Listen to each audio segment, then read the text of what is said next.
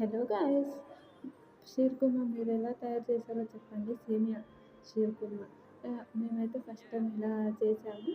Dry fruits అన్నీ night నానబెట్టుకొని మొత్తం మార్నింగ్ ఇలా కట్ చేసి కొంచెం గీ వేసి గీలో కొంచెం మాగనిచ్చి అన్ని డ్రై ఫ్రూట్స్ అన్నీ మాగనిచ్చి తర్వాత సేమియా తీసుకున్నాం. సేమియా ఇలా తీసి ఇలా విరగొట్టేసి పాలు పెద్ద ప్యాకెట్ తీసుకొచ్చాము. పాలు తీసుకొని వచ్చి ఇంకా పాలన్నీ వేసి పాలు మొత్తం మరగబెట్టినాక సేమియాని ఇలా కొంచెం వేగించిన తర్వాత పాలు ఉన్నాయి కదా, పాలు మసులుతున్న తర్వాత కొంచెం ఇంకా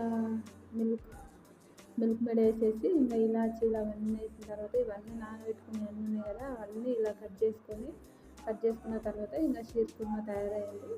సేమియా షీర్ కుర్మా ఏమైనా అనుకోండి, చాలా చాలా బాగుంది టేస్ట్. మీరు ఇలా ట్రై చేయండి ఒకసారి ప్లీజ్.